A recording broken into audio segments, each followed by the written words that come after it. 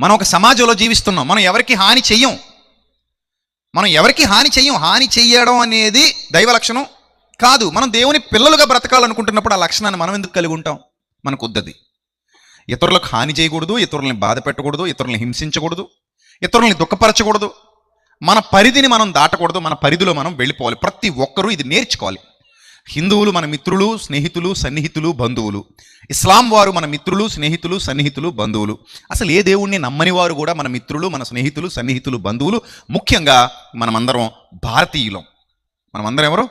భారతీయులం. మనం భారతీయులుగా మనం ఒకరినొకరు ప్రేమిస్తాం, ఒకరినొకరు గౌరవిస్తాం.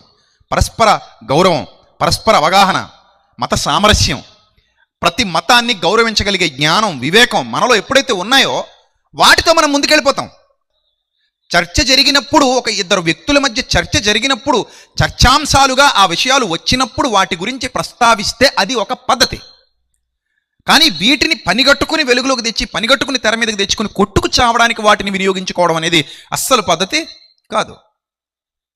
జ్ఞానం కొరకు శోధించడంలో, జ్ఞానాన్ని వెతకటంలో, జ్ఞానాన్ని పరిశోధించటంలో, పరిశీలించటంలో వారు దాని గురించి అధ్యయనం చేస్తూ ఆలోచిస్తున్నారు, చర్చిస్తున్నారు అంటే దట్స్ గుడ్. బట్ గొడవలు పెట్టుకోవడానికి, కొట్లాటలకి, లేదా వ్యక్తుల మీద ద్వేషాన్ని నింపుకోవడానికి, చంపుకోవడానికి మతాలు కారణం కాకూడదు. అలాంటి మనస్తత్వం ఏ మతస్థునిలోనూ ఉండడానికి వీలు లేదు, ఉండకూడదు.